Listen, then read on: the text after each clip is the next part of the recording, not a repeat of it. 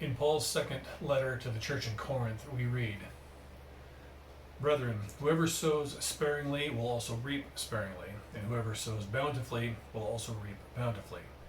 Each one must give as he has decided in his heart, not reluctantly or under compulsion, for God loves a cheerful giver. And God is able to make all grace abound to you, so that having all sufficiency in all things at all times, you may abound in every good work. As it is written, He has distributed freely, He has given to the poor, His righteousness endures forever. He who supplies seed to the sower and bread for food will supply and multiply your seed for sowing and increase the harvest of your righteousness. You will be enriched in every way to be generous in every way, which through us will produce thanksgiving to God." So a number of people like to use this passage as a way of getting people to give to the church, but that's not at all what this passage is about. One of the key things that really made the Christian faith stand out early on was the unity and the generosity. As widows were struggling, as the needy were going hungry, the church would step up. They would join together. They would take care of those who were suffering. And Paul appeals to the way God has behaved in giving us grains, giving us food to eat, providing for our needs. So in the same way, we need to imitate him.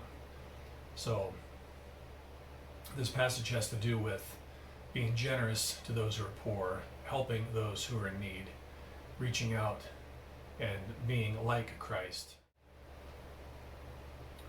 One way Paul words it is, as God has given to you, so you should give to men, so that your righteousness can be increased. So, in addition to giving in a either financial or physical sense to those who are in need, we are increasing our own righteousness as well. And it's generosity, charity, philanthropy. All of these are very much like physical exercise. So one does not just decide to run a marathon. One needs to start working small bits at a time, building up his body, building up strength, building up endurance. In the same way, in our spiritual lives, we need to start small. We need to start with short prayers. We need to start with giving where we can. We need to build up our faithfulness. We need to be consistent. We need to be in the right mindset in doing so. As Paul says, God loves a cheerful giver, not reluctantly or out of compulsion. To give when someone is forcing you to give is not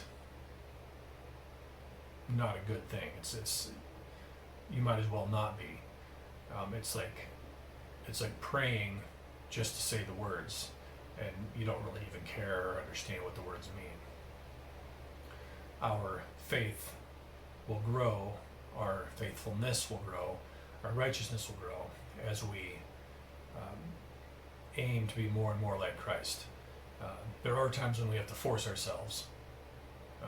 As they say, our hearts may feel cold, but we need to work through that.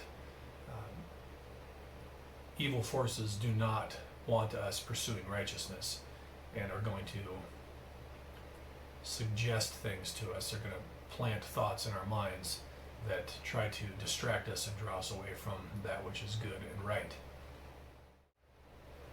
Paul ends the passage with, "You will be enriched in every way for great generosity." So, looking to God for His blessing is not just to make our lives easy, to make our lives comfortable. We need to think of our financial, physical, intellectual, emotional success, growth as means to help others, to be, so that we can be more generous. As we become, as some people become wealthy, They tend to think, okay, now I can buy a bigger house, now I can buy a fancier car, now I can buy nicer clothes. But this passage is showing us that when we increase our wealth, when we increase our well-being, it should be for enhancing our generosity. And then finally, Paul ends with, which through will increase our thanksgiving to God. So we should be thankful that we are in a place where we can be well fed, where we can be taken care of, where we can in turn take care of others and provide for others. That's the kind of thing we should be thankful for.